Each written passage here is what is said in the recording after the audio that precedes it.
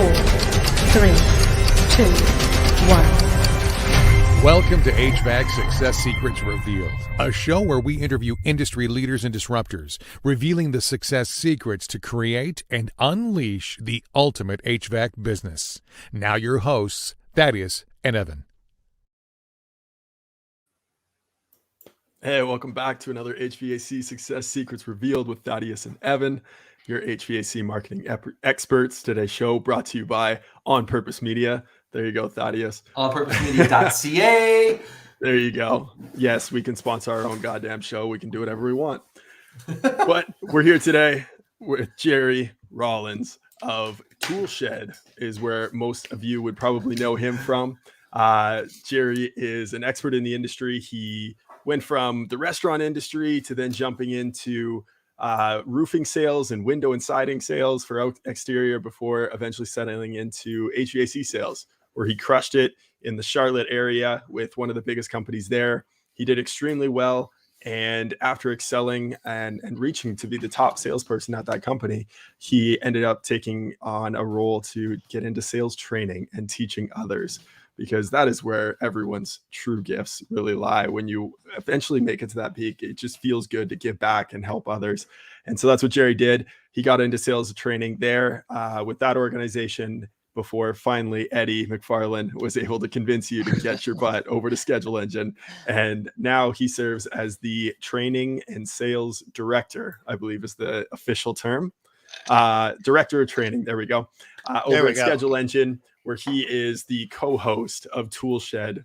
And it's a fantastic show. I really love it. It's definitely geared towards techs and making sure that they're getting proper training on an ongoing basis with great information. And it's fantastic. You guys are really doing a bang up job there. So welcome to the show, Jerry. Thanks so much for joining us.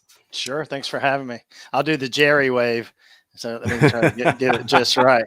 And so if you watch the ToolShed, you see that. And so when we first started talking about it, we did an episode and I talked about the Jerry wave. And the Jerry wave is all about when you go to a customer's home and as a technician, a plumber, a roofer, a salesperson, whoever it might be, and you park on the street and you walk up the driveway and you knock on the door and you back up. Before they open the door, they peek out of the curtain, right? Right. They look around the door, they look through people, they do something. And when they do that, you kind of lean in a little bit and give them the Jerry wave. Yeah. And like I didn't invent it. I've just taught 1,000 people how to do it. And the first 50 times you do it or so, it's pretty awkward. And then the customers start waving back to you. And that's always a good appointment. There you go. Then you've won them over. Right? That's right. Instant rapport right there. That's it. I love it. Someone's saying they can't really hear us. Turn your volume up. That usually helps, right? I don't know. I can hear everyone fine. I got my earbuds on, so never mind. My bad. So turn the volume up. Always the solution. Fun parts about going live. Awesome, Jerry. Well, why don't you go ahead and give us a little bit of background story, your journey to Schedule Engine, to being the sales director there and director of training, and then what really inspired the idea behind ToolShed? Yeah, sure, man.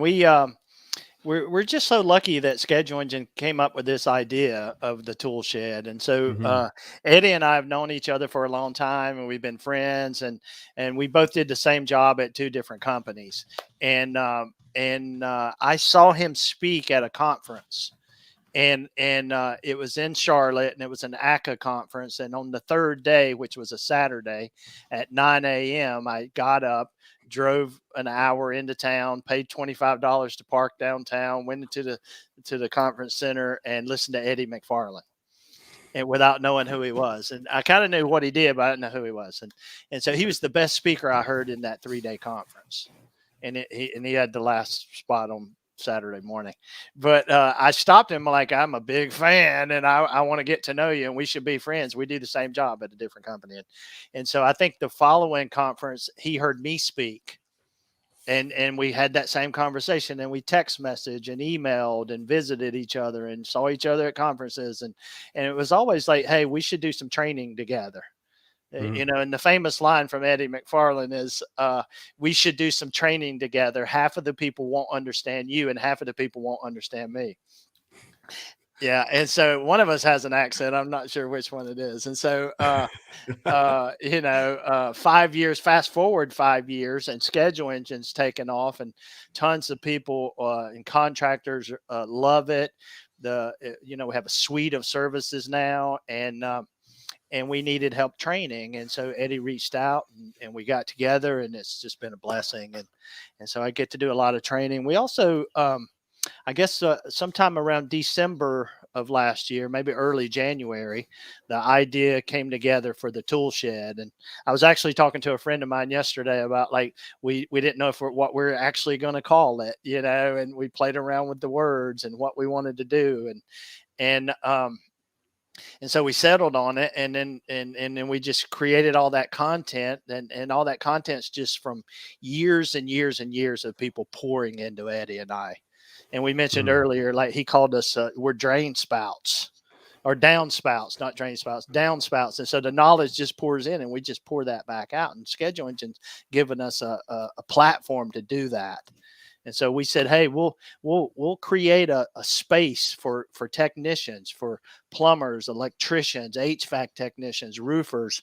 And this won't be for, like, the management or leadership for the team. It'll be for the technicians. And we're not going to do stuff to them. We're going to do stuff for them. And we want to elevate the trades, and we want to give back to the trades. And it's a total give back. And when we started, you know, we did 8 weeks live, Monday through Thursday, for 8 weeks in April and May of this year, April and May. And that was a grind, you know, every morning live in a studio that looks like a tool shed at 7 a.m. And you got to get there a little early to put the face on, and shine my head and all that kind of good stuff. And that's why you wear a hat. That's why I wear a hat. And so funny story there too. But you know, we started the tool shed, and what we found out was, like, we just had amazing engagement. We had several 100,000 people watch season 1, and just tons of engagement and tons of feedback. And what we found out were, like, lots and lots of service managers were watching it and then using that as their service meeting. So they'd have their techs come in, they'd watch, you know, a 15-minute segment of ToolShed, and then they would just unpack that lesson for the day. Nice. And so we you know, we're super thankful to Emerson sponsored season 1, and scheduling engine allowed us a place to do it. And then we took a little time off for the summer because, you know, it's harvest season, and we're not doing a lot of training in harvest season. And so we came back in season 2, we kind of changed the format a little bit, and we did all of them live, but we held back, and we decided what day to put them out. Right. And so there's no retakes. It is raw, exactly what we do. And we have a script, and one of us follows the script, and I'm not going to say which one, but if you watch the ToolShed, you'll know who it is, and it's probably not me. Right. And so 50-50 chance. 50-50 chance. And so this season 2, we've done we're Tuesday through Friday. So 4 days a week. We have Mike Mayberry, reefer guy, HVAC reefer guy, comes on and tells us a safety tip, and HVAC Jess comes on and she does an apprentice tip. We do some funny videos and memes and things like that, but we'll do about a 30-minute show on a Tuesday. And if you haven't tuned in, you should tune in. SE ToolShed, and it's a lesson in a box. So it's a lesson in a box. You can take that as a service manager or as a small business owner and show that to your team, and it's a lesson in a box. And then on Wednesday, we turn around and do like a little 15-minute one. And that episode on Wednesdays is really, we unpack what we did on Tuesday. So it's very, very beneficial if you're a service manager. You really don't have time to put together a meeting each week. And so you don't have meetings, or if you do put together a meeting, it turns out to be all housekeeping. Like, you're not teaching anybody, you're not doing any training. You're just telling people housekeeping. You could have sent them an email, but you bring them into a meeting. And so if we could provide make it, our saying on the tool shed is this is a place you can come to make every job just a little bit easier. And so if we can make a service manager's job a little bit easier, an owner operator's job just a little bit easier, then we've done what we set out to do. Excellent. And I know you mentioned where you can watch it, and normally we save the dropping of links to the end, but we'll do it right now. So facebook.com/groups/SE ToolShed. Join their Facebook group. You can watch it there. You can also watch it on YouTube. I'm not going to put the link up because it's a whole bunch of characters. At the end, we'll drop it in the show notes later, but you can go to YouTube, and if you Google hashtag SE ToolShed, it'll actually pop up and show up there. So let's talk a little bit more about the actual show. I know that when we were chatting about having you on our show, and we go live, so we get exactly what you guys go through with the lives, except for we only do it once a week, where you guys are doing it 4 times a week. So mad props to you guys for getting that out there 4 times per week for 8 weeks straight. That's a lot of work. What would you say has been your biggest episode? I guess, what is the one that crushed it the most? Oh, I should know this. We did a show called Big Rocks, and it's all about the big rocks of life. And if you'll watch the tool shed now, you'll see like a bunch of rocks, but on the shelf behind us. And the big rocks of life are health and family and finances and relationships and spiritual, and you got to take care of the big things in life. And that's a pretty good episode. And we got a lot of feedback from people outside the industry just for that one. It's one of my favorite ones. We did the 4 quarters of life. That's a pretty good one. We started off giving people a process. We have a 5-step service process, and our process is super easy, and you can follow it, and it's all free, and we'll give it to you. And so we started there, but we've had some pretty big episodes. Fair. Well, I was leading into a question because from when we chatted, you probably don't remember, but we'll come back to it because I want to talk a little bit about the big rocks for a second and kind of and bring that out because I don't think it's something that often a lot of people talk about. What's the most important things to you? How do you build that into your schedule? How do you do the things that are needed? So walk us through your guys' concept of the big rocks. Yeah, so the big rocks, I got this idea from I want to say, I'm not quite sure who I saw do it the first time, but basically you have a big bucket and you have sand and you have little pebbles and then you have big rocks. And so that bucket, it represents time. And if you put the sand represents all the like little meaningless things that you do every day. It's looking at emails or scrolling on Facebook, unless you're at ToolShed, and or HVAC success secrets revealed. That's right. Or watching one more episode on Netflix, and do you want to go again, kind of thing, right? And all that sand, if you put all that sand in that bucket, it takes up quite a bit of your life, really. And then the little rocks those are things that are important, right? And it might be some emails that you have to, like this schedule, like we had to coordinate our schedules, like those are important.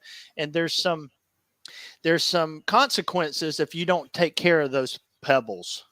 But as if you watch the show, we pour a bunch of pebbles in there. Now, if you put all the pebbles in there and the big rocks, they represent the big things in life, like health and relationship and your spirituality and finances and the really important things in life, and family and if you put the sand in and then you put the little rocks, the big rocks don't fit.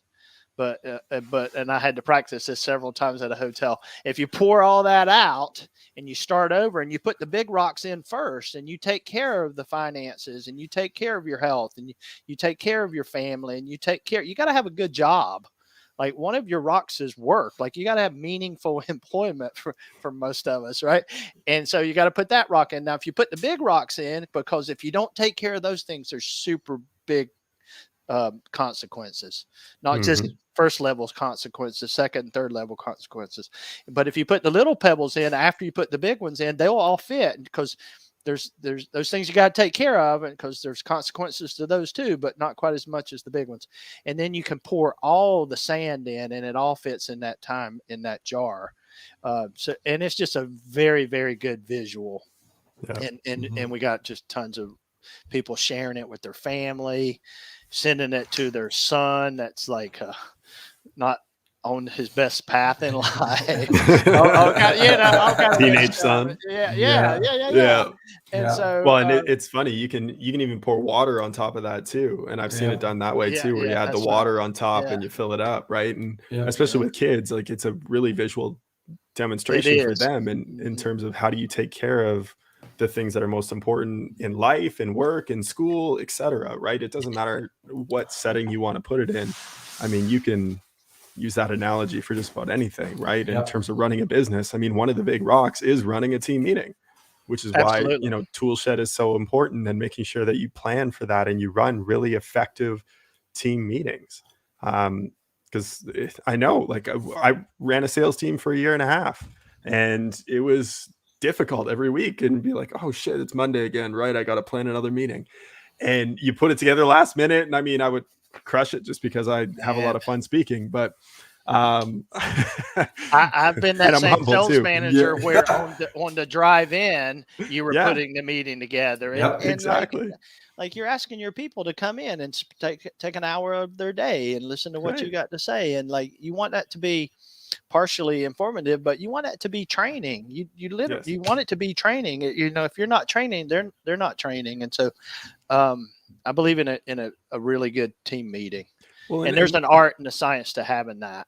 100%. And so I Yeah. was curious if we could kind of unpack that a little bit, and what you feel really goes into making a highly effective and efficient team meeting. Yeah, sure. I'm looking for a prop. Eddie says I'm the carrot top of training, and so like I have little Kids these pointers. days probably won't have a clue who Carrot Top is, but That's a fact. And so, but I have little pointers and little things. But we did in season 2, just like maybe last week, we did a episode on how to hold a really good team meeting and how to set Nice. up your room. And so part of that is setting up the room. And if you're the trainer or you're the service manager and you're going to have a meeting, like, first of all, you have to be in the right state of mind when you enter that meeting. You're the thermostat, right? You control how it goes. And so it's important that you're prepared and you have an agenda. Like, this is what we're going to talk about today, and we're not going to get off of this agenda. And we might go down a path, but we're going to come back. And there's a time limit to it. You see a lot of people have a meeting, and if it ends early, they'll just keep on talking, right? Like, you should stop when it's over, right? But there's lots of things, and a lot of things I learned at the Nexstar Network, where we were members with Nexstar for a long time, and they just do a really good job at setting the atmosphere for training. Whereas it might be the way you have the room set up, and you have tables for everybody and pens and paper, and they're bringing an iPad where they can take notes, and you have a projector, and you start on time, maybe with a funny video, or you show one of your commercials, or and then it's facilitating a meeting is the key to it. Right. If you're going to do some training, you don't want to talk to people. You just want to facilitate the meeting. And so it's always interactive. If you get people up, moving on a wall, at a table, telling their friend, hey, here's how you set the agenda on a call, or just practicing. And so there's just lots of good things, lots of things you can put on tables. I'm a kind of a fidgety person, so I almost always have to have something in my hand. And so if I'm going to set up a training room, I'm going to set up like fidget spinners, or like plumbers love it if you put little pipes on a table, and by the end of the training class, they'll have like a whole sewer system laid out on the table. And so, so lots of little things like that. Music, nobody wants to walk into a training room or a meeting where it's just silent and it feels like a funeral. So it's always good to have some music. And that we'll go with that.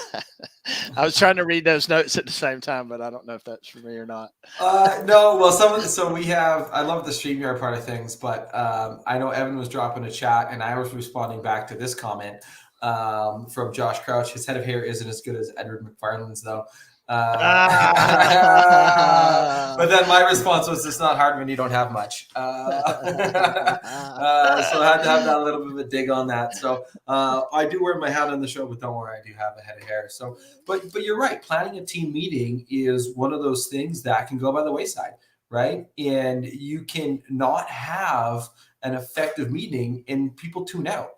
Right. It's not a productive use of time if people are tuned out because you just go on and on and on and on and on. Get to the facts, get through it, and move forward on it. Right. It's a huge thing to be able to do for that. So in terms of, I guess I really wasn't paying attention in that team meeting part of things. I wanted to write a note on there, but then I was responding back to Josh Crouch. So let's just interject with the random question generator to buy me some time on this one. So, and I think actually he's watching on a lag time right there. So random question, part of the show where we interject a random question into the day, and it has nothing to do with anything that we're talking about.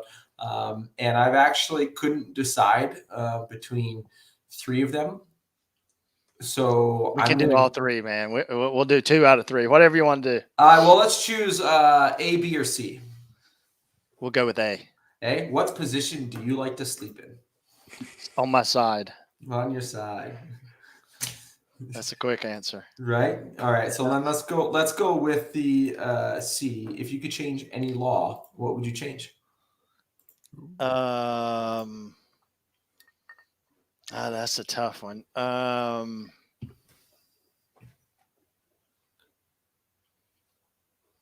gonna have to pass on that one. I don't know. That is a difficult one. That's a good one. There's so many that I could answer. Might get you in a bit of trouble, though. Do you take a politically correct route and answer something like that, or you go straight off the deep end? So we'll say tax. The law for taxing inheritance. How about that? That's actually a really good answer. Really good answer. I was going to go with the speed limit, but I do like the taxing of the inheritance better because when my dad gives me his inheritance and my mom, I don't want to be taxed on it. Yeah. Stay in Canada. Right. Well, they still do. So actually, I mean, I'm a disclaimer, not a financial advisor, not a tax expert. However, there are some different things that you can do. So gifts, for example, aren't taxable. So if you know that you're sitting on a big pile of cash and you're not going to need it all before you pass the biscuit, start gifting that away. Because if you gift it, it's actually tax-free. I mean, in Canada, at least, it's tax-free to us. So now you don't actually have to go through probate. You don't have to go through inheritance. You don't have to go through any of that. It's just there. It's done. It's clean, and away you go. So that's lovely. There's a financial tip from the marketers today. Hey, I don't have a financial tip, but I know when I was in the restaurant business, and everybody always wants to be in the restaurant business, but and after I got out of it, people were like, "Man, I would love to own my own restaurant. I would love like career. Like you don't seem like you're working, so they don't see all the behind the scenes, right?" But and I would share this with everybody that ever said they wanted to buy a bar or they wanted to buy a restaurant is if you'll just gift me that money that you were going to use on it, I'll hold it for you until that feeling goes away, and then I'll give it back to you, and you can thank me later because you'll hold on to your money. Otherwise, it all comes in the front door and it all goes right out the back door. Oh, there you go. So what would be one of the biggest lessons that you've taken from the restaurant industry moving into the HVAC industry? That's good. It's easy. Like it's all about training. It's all about hiring the right people and then training them. And so that's an easy answer. I've interviewed several thousand people, and I don't even know how many people I've hired, but it's finding the right team. You know what they say is it's easy to put a team together. I think somebody famous dead said this. It's easy to put a team together. It's hard to make that team work together. And so hiring the right people is the first thing, and learning how to interview people and learn how to hire the right people. And then once you have, you have the right people, then you train them, and then maybe you move them around on the bus a little bit, but you get them on the bus. And so training is easy. Like I'm in my role because I believe in it.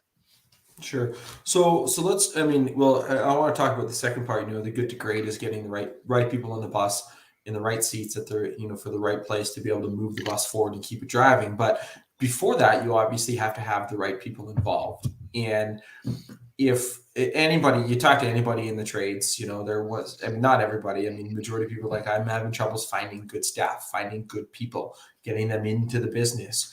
So how can somebody interview and hire the right way to be able to at least get those people in the door?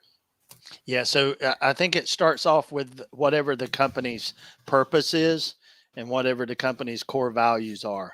So if you can identify your company's core values and your company's purpose, you can literally design questions around those things. And so you can question people if your core value is integrity. You can ask people, hey, do you have a lot of integrity? Well, he's in an interview. He's going to say yes, right? Are you a hard worker? You got good work ethic? Oh yeah, right, right. But if you ask him a question about integrity that he can answer in a pretty easy response, then he's probably got it. And it might sound something like, hey, tell me about a time, Evan, that you did the right thing when nobody was watching. Like you knew you weren't going to get caught, but you did the right thing anyway. And if he has integrity in his life, he should be able to answer that question just like that. Just like that. And if they don't, it's a red flag on the field. If they say, well, I can't really think of one, and so I can give you an example of that if you want. I interviewed a young man one time. And I said, Charlie, tell me about a time you did the right thing when nobody was watching, even though you knew you weren't going to get caught. You just did the right thing anyway. He said, oh, that's easy. A couple of years ago, I was on a cruise ship, and it was late at night, and I was by myself, and I was walking down the hallway, and there's an envelope on the floor, and I picked it up, had $5,000 in cash in it. And I went to Lost and Found, and I turned it in. Now, just in case nobody claimed it, I gave him my name and my telephone number and my email. And the following morning, he got an email from a couple that were on the cruise for their 50th wedding anniversary, and it was their savings that he had turned in. And I hired him right on the spot. Mm-hmm. And I didn't do that a lot. I hired him right on the spot, and I'm super glad that I did. That's how you interview based on your core values. The story is, though, here's the rub. The very next day I was interviewing somebody, and I said, tell me about a time you did the right thing when nobody was watching, even though you knew you weren't going to get caught. He said, well, I can't really think of one. I said, come on, you can think of something. I said, nah. It was silent for a couple of minutes. He said, can you give me a clue? And I said, well, they tell me you're not supposed to lead the witness. Can you think of anything? He said, no, I can't really think of anything. And I said, well, let me tell you this. Yesterday, I interviewed a guy, and he found $5,000, and he turned it in. It was some elderly couple, and it turned out great. And it was a fantastic. And this guy leaned in, the second guy leaned in and said, wow, some people are so honest. Yeah. We didn't hire him. Absolutely didn't work out there. I think the next words I said were, okay, well, thanks a lot for coming by. Yeah. Don't call us. We'll call you. Yeah. Right. And so that's how you do it. So you hire the right people because you've set up an interview that you're going to ask the same questions all the time. And those questions are based around your core values and your purpose for your company. And so and it's just a lot easier to retain people if they have the same values you have. They don't have to fake that, right? Their words match their actions. And so that's integrity. And so once you learn how to do that, then it's just a matter of interviewing enough people and attracting enough people. And if you have a company and you have 50 employees, you have 50 recruiters. And so that's where you get your best people. You should have your people recruiting. And if you have a great culture and people love working there and you provide them an opportunity to grow in their career, they're happy to have their friends and family come work for you. Right. So personal recruits are a massive part of a business. Yeah. You know, if you can grow on personal recruits, now you've got people, you know, that are there for the attitude, they're there for the culture. Right. Yep. And I would encourage anybody who's listening, like, oh, that's great advice. Tell you what, plan a big rock item here to say, I'm going to, and maybe it's a pebble, you know, little combo A, combo B, write out your core values, write out a series of questions that represent your core values, and then make that as part of your interview process, right? There's an actual item and an actual step for y'all that are watching. Yep. That's a good one. I would say if you don't have your core values picked out, that is a big rock. Yes. Yeah, that would be a good one too. Yeah, that's exactly right. Well, and you should probably take those core values and put them up on the wall, and put them in the lobby and put them like everywhere. Yeah. Yeah. Website, social, everywhere. Everything. You just need to plaster them everywhere. And a constant reminder, right? For your team, for your people, and it doesn't matter who they are, whether they're the janitor, the CSR, the president, owner, the technician, everyone needs to know those and operate through them. It's your filter, right? John asked a question here, one of our loyal listeners who tunes in often. What matters more, their knowledge or their attitude? And I think I know your answer to this already, but he's curious. Drum roll. Right. All right. We'll go. We'll hire for attitude and train for knowledge. That's what we do. Right. Right. Hire for character and train for skill. There's a lot of different ways you can say that, but you can add knowledge to somebody, but you can't really give them integrity. No, you can't put in what God didn't put in. Well, and you can't. You might be able to change their attitude ish, right? But if they have the good attitude and they're a go-getter and they want to learn, they're gonna learn. They're gonna find it somewhere else. So you might as well give them that opportunity, with that. So, serious questions. Yeah, if you read the book, top grading. Sorry, go ahead. No, I was gonna say serious question from Tersh. Why is golf so much fun? Tersh is a good dude. He's a great dude. Why is golf so much fun? That's because you shoot the ball and you say fuck so many goddamn times that you're like, Jesus, this game was fucking stupid. I'm never gonna play it again. But you forget about everything in your life. No, that's not for at me all. anyway. That's for me anyways. And so, Tersh, that's a good question. Golf's really good because it's difficult, and it's an individual sport. And while you may blame the wind, or the course, or the rain, or the dryness of the greens, or whatever you want to blame, it's really you and only you that hit that shot. Yep. And so that's why sales and golf are so similar. We literally did a episode with Aaron Becker, who is from Haller Enterprises, VP at Haller Enterprises, and we talked about how golf and sales are similar. Right. So if you think you can hit it over the water, you typically can. If you think you're going to hit it in the water, you typically do.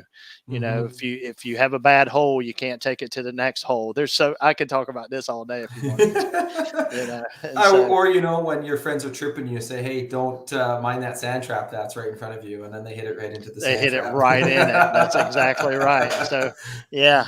Don't hit it in the water. Don't hit it in the water. Your subconscious mind can't tell the difference between what's real, what's not real. And it says he must want me to hit it in the water because he keeps talking about that water. Yeah. Right. Sorry. You're mentioning about a book. That's a great book to read. Yeah. So top grading. It's been out a long time, but in top grading, it says it literally gives you a list of behaviors you can change. You're probably have a little success changing, and traits and behaviors that you're not going to change in people. So there's some things that you can put into people, and you can train people, and you can help people be more organized, right? But you can't put a lot of drive in somebody. Either they have drive or they don't, right? So you got to find out what that is. Well, and the triggers behind their drive, right? Everyone has drive. But what is it that motivates them? I think that's Yeah. even more important to tap into as far as Yeah. being a leader, right? And finding that carrot that you can dangle in front of them, and to some extent, that's going to get them moving at least a little bit in the right direction. One question I had as we come up to the fourth quarter of our call here today and our chat today was the video that you put out on Facebook. I can't remember if it was last week or earlier this week. Were you on the golf course? You were talking about the fourth quarter a little bit, right? Oh yeah. And right, heading Yeah. into the fourth quarter. All There right. you go. Right. Yeah. So a couple things with that. One, I do want you to chat a little bit about your give back program that you have happening now with ToolShed. And then I would like to hear some of your thoughts around being in the fourth quarter. And it was interesting. Like the thing that came to mind for me was Eric Thomas, right? He talks about fourth quarter living, right? Okay. Living like everything matters, right? Because it's not about how you start, it's about how you finish. And you really want to put forth that fourth quarter effort that everyone puts out at the end to try and win the game.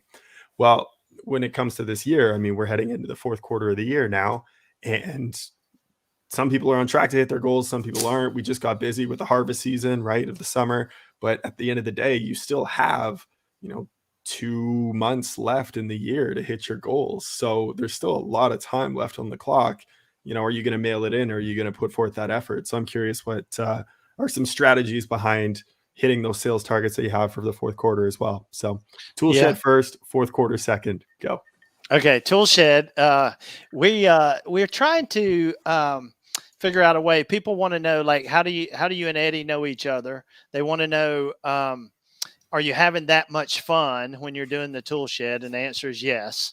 And how can I be more engaged in ToolShed? It's a total give back from Schedule Engine, from Emerson to Eddie and I. It's a total give back. And so what the idea that we've kind of came up with in the last 4 or 5 days is we should open up an e-commerce store.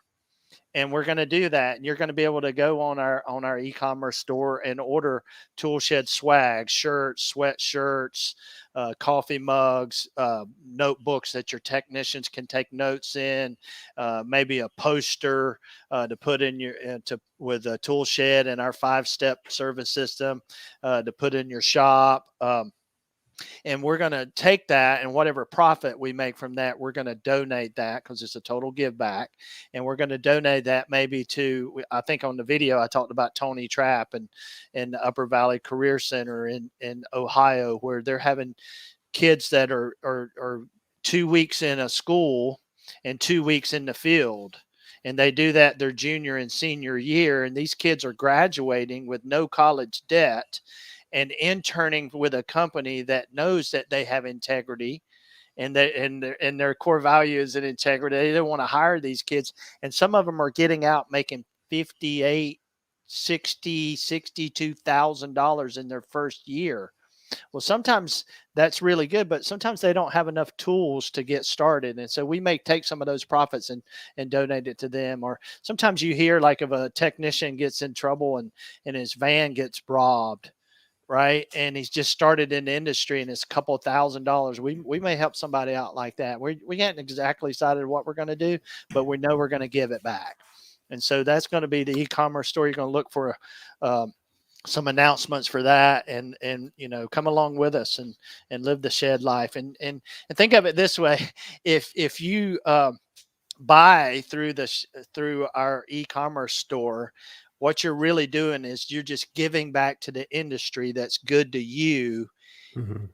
And as a bonus, you get to sport around in a really cool ToolShed sweatshirt over the winter time. And so, it's a win-win all day long. Second question was, what was the second question? Fourth quarter. How do we Fourth finish quarter. strong? So the fourth quarter, like, look, man, I talked about, like, you got to make the pain pay. got to make the pain pay. And so as an HVAC technician, a plumber, electrician, if you're in the trades, like it's busy go time, like Q2, Q3, like you're busy. You've sacrificed some days off. You worked late. This first little cold snap, there's a lot of technicians worked 14 hours yesterday, guys. And they may have taken a little vacation this summer with their family, but then they came right back. I know technicians that in the summertime, if their vacation is planned a certain week and they look at the calendar or the weather and it's going to be 100 degrees, they'll send their family and they'll just stay back because that's a big opportunity for them to pad the family's finances that week. And so you got to make that pain pay. And so the way to make that pay is to finish strong in the fourth quarter. Don't let your foot off the gas going into turn 4. Like you win the game at the end. You win your season at the end. You say, well, I'm not bonused like that. I don't get anything extra for doing great in the fourth quarter. Well, we all get like a little review in Q1. How'd you do last year? Right. And you want to start strong and you want to finish strong. Because the summertime, it's going to come pretty easy sometimes, right? So you got to make the pain pay in the fourth quarter. That's where we win. I love sports analogies. Well, I'm reminded of a quote from an old business coach of mine, and Evan, you know him as well, author of The Miracle Morning. And unwavering faith plus extraordinary effort equals miraculous results. And that's obviously in relation to your goals. And if you have the undeniable ability to be, okay, I'm going to hit this goal no matter what. And you're going to put in the hard work to be able to do that and focus on the KPIs that are going to get you there. Miraculous things happen, right? When you go into the dying minutes, like, we chatted before of us selling Cutco. And you and I chatted before, some great salespeople that came from the Cutco world. The amount of times that, even myself in the Cutco world or anybody, if they're focused on that goal and they believe that they're going to hit that goal and they do everything in the power to hit that goal, guess what? You're going to hit the goal, but you have to take those steps in order to be able to hit it. Yeah. And then once you hit that goal, it's kind of like the 4-minute mile. You're like, man, I didn't think I could get to that many, or I didn't know I could do $2 million a year or $3 million or $5 million a year. Once you do it, you're like, ooh, next year I can do even more. And the company's like, ooh, next year we can raise this goal. And so, once you get to that plateau, you can see further, right? Once you get to that one, you can see further. And that's the way it goes. No, you're breaking down the barriers. Yeah, your mind is a plastic bag. It's not an elastic band. That's right. Exactly Once it stretches out, it doesn't go back. Yeah. Yeah. And, I've experienced that in sales, as a sales trainer, as a sales manager. Like you can push somebody to a limit. You can do that at home too. Like, I told somebody one time, once I bought my wife a really nice purse, there was no going back to the cheaper purses. Right. We were stretched. That was your own fault, I feel like. It was. I told my wife 20 years ago, probably, you got to spend it like you got it, honey. You got to spend it like you got it, and I'll make more. Right. And then sometimes now, 20 years later, she'll use that on me. Honey, you got to spend it like you got it. And I'm like, stop using my stuff against me. I feel if I told it to my wife, she'd be like, but I can save it. Why would I spend it when I can save it? That was me. Yeah. So I'm the spend it like you got it type of person. Okay. You know what? I'll just, why not? Right. You only live once. Awesome. I'm totally for that. Yeah. Well, we got to plug ToolShed a little bit here earlier. Definitely want to plug Schedule Engine here as well in there too. So if you do need to get a hold of Jerry at all, anywhere, Jerry Rollins at scheduleengine.com. He is the sales and training director over there. Anything you want to share about Schedule Engine and why guys need to take a look at that as well? Because I love the concept of it. I love that it was contractors putting it together, and it's a tools built for contractors by contractors. So anything else you want to share on Schedule Engine? That's a pretty nice plug there. And it really is, it's by contractors for contractors. So we understand the contractor side of it. We're not a software company that doesn't understand the other side of the business. And so we have a suite of services. So, online booking is our claim to fame, and, after hours booking, weekend booking, when you overflow booking, you get too many calls in one day, it just overflows us. And we have live chat people, we have live voice people. And so just a suite of services for contractors that'll help them book more calls. They have less headaches and they book more calls. And what's not to like about that? Right. And so it's an incredible journey. I mean, it's amazing what Schedule Engine's been able to do over the last year or 2 years, and the sky's the limit, right? Because it's just a really, really good product for contractors to make their life a little easier, and that's what we're trying to do. Love it. Yep. So there you go. If you want some more information, I personally am a huge fan of it. I got walked through the software, I guess in June was when I did the demo for it. And I know we got a client that's onboarding with it right now. I'm really excited to dive into it and use it. I mean, if you're going to have onboarding, if you're going to have online booking, you may as well have the after hours call service as well, and the live chat service as well. To have a real person answering those conversations. I'm a huge fan of it. I'm excited to dive into it and use it, and we'll be able to give a fuller review having actually experienced it. But if you want to go check it out, scheduleengine.com, and mention Jerry's name, and maybe you'll get a discount off of your onboarding costs there, right? Or just HVAC success secrets revealed, and there's maybe a kickback that comes our way. We would have to talk to Ray Clark. He's the VP of sales, and so we'll see about that. All right. Jerry said that it's okay, right? Just so you know. Yeah.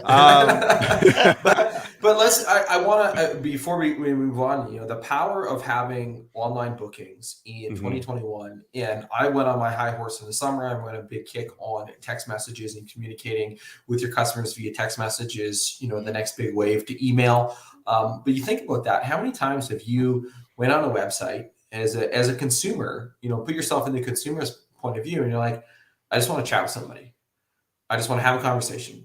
Like, I don't want some AI, and by the way, I have no disrespect to AI. I think there's a time and place to be able to use that. But how many times have I just wanted to have a conversation with somebody versus going through an FAQ, making a phone call, getting a voicemail? Can I just text somebody on my phone, right? Can I have that conversation because then I can take it on a go? The amount of times that I've actually booked estimates because I've had that text message back and forth, chatting with somebody is massive. It is the next wave. It is the next future. And if you're not on it as a business, you are already behind the 8 ball. Yes. Rant over. 100%. Rant over. Well there said. And we've got Tersh's blessing on here too. So there you go. We use it and it's awesome. Hey, there you go. Just think about everything else you do, you book online. Tersh, I must say I'm disappointed in your photo on your YouTube. You do not have a hat and you do not have a tie on. Or a vest. So I believe that, Tersh, you need to update your YouTube avatar to match your brand. Come on. You're confusing the client. Awesome, Jerry. Well, as we wrap up here, we've got one final question for you, and that is, what is one question that you wish people would ask you more, but they don't? What is one question that people should ask me more and they don't ask me? I would say, how do I make training stick? That's the question people don't ask. People think that you can come in and have a training class and it goes well and everybody's going to do it after that. Like, that's all we got to do. And that's just not how it works. And so you got to consistently do it. But people don't ask, how do I make this stick? Okay, well, let's ask the question. How do you make a training stick? So it's got to be consistent and it's got to be facilitated learning. It can't not be a sermon from the pulpit and it can't be the manager standing up and telling people what to do. It's got to be interactive, and people have to have that aha moment when they learn it for themselves instead of you trying to beat it into them.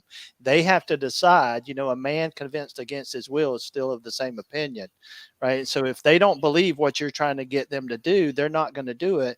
And as soon as they leave that meeting, they're out in their van and they're on their own, and they're not going to do it. And so consistently doing it, and then the training has to match the culture and the message and the core values, but you got to inspect what you expect, and you got to go back and repeat it. I've had numerous people say, Jerry, man, you've been teaching that same thing every year in January and February. This is my fourth year. And I'm like, great. Maybe this year you'll start using it. But repetition is the way, the football team, they run the same play in practice over and over and over and over. They don't run it one time and say, hey, has everybody got it? And so, you got to have a good huddle. And in that huddle, you got to make sure that everybody understands the play, and they got to understand what their role is in that play, but consistently doing it. It can't be one and done. No, and I mean, we, the previous business that we were in, the leader of that organization, time and time again would repeat the exact same thing every single day, every single time. And because reality is we as people, we're not ready to execute what the teachings are until we're ready to execute what the teachings are, right? And so you could hear the same message 10, 15, 20 times. Heck, it's like advertising and marketing. How many times do you have to see a brand? How many times do you have to hear a message for you to be able to internalize the brand and internalize the message? It's the exact same thing when it comes to training your people. So make sure that you definitely repeat it. I love that. And make it a part of your culture. You're right. Right. That's the other thing, right? Yep. Right. Have a training center. Have it part of your culture. Don't bring in, one of the sales gurus. I'm not bashing on them by any stretch of the imagination. Bringing in a salesperson or a sales trainer to train your team, and then you don't do anything else after that.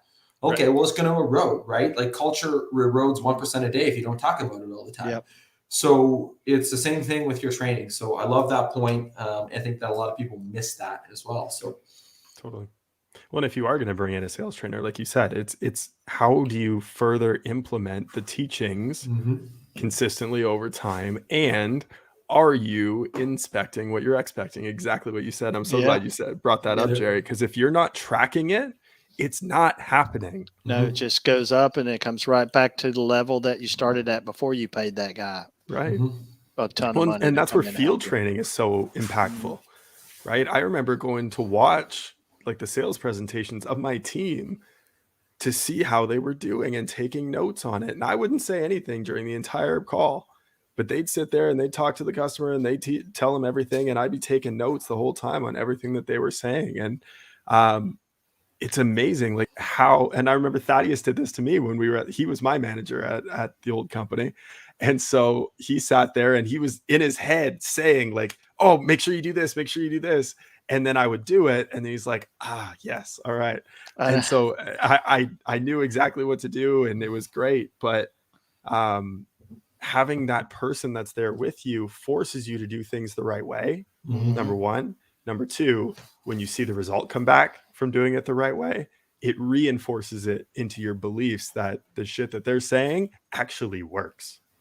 Yeah, it does work. And there's an art to doing a ride along like that and not talking and having technicians ride with other technicians. And you have to do like, hey, we're going to do like a left seat, right seat thing. And I'm going to drive the bus and I'm going to ask you questions. And maybe later in the training, you can drive the bus a little bit and I'll ask you questions. So it's left seat, right seat. But, I've shared this with many, many people, but in the 70s, in the 70s on the PGA Tour, they had like a little rule for the caddies, and it was three things, and it was show up, keep up, and shut up.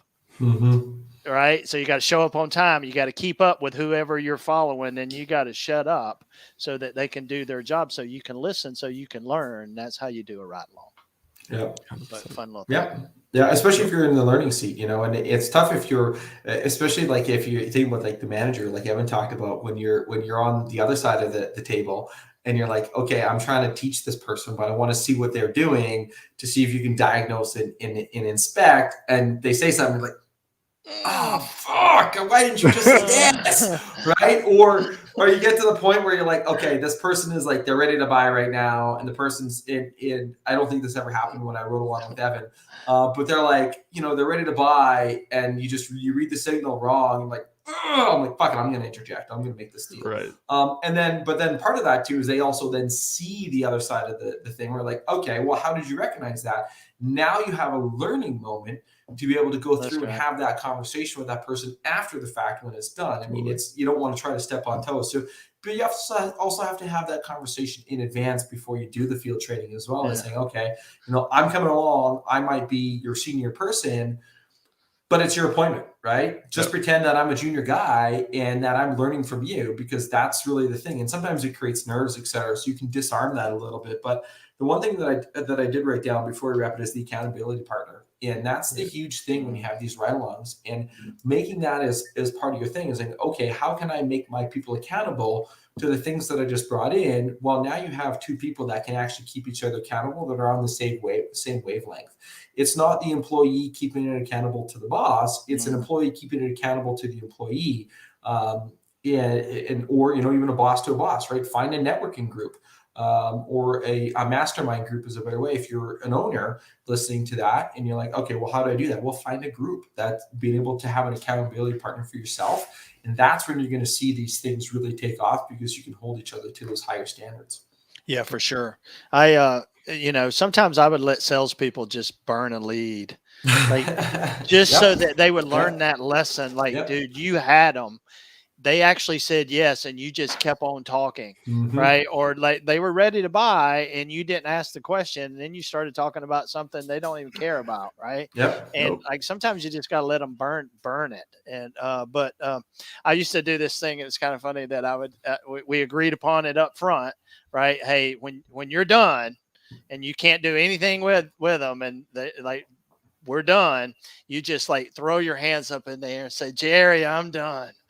And then I'll try to save you. Like, I'll try to close that deal for you. But sometimes like that's a deep hole you dug us into. And sometimes I can get us out. Sometimes I can't, but I'm not going to talk until you give me the signal. There's a fine line to it. I like it too. But then the customer would be like, what's this? Why are the hands going up? Right now, it's also, it kind of disarms them a little bit, and they might have a little bit of a laugh on it too. And now you've got a completely different scenario to work with versus just coming in after it's completely done. So I love it. So, well, hey, throw me the life reserver. I'm done. Right. Speaking about being done, Jerry, I want to thank you for taking the time out of your day to sit and chat with two crazy Canadians as we drink some whiskey and have a good conversation about all things HVAC and training, etc. Beyond that, so I'll be the first to say cheers. Yep. Thanks for having me. Jerry. And and until next time. All right. Have a great day. Thanks. 5, 4, 3. That's the wrong button. That was the intro new.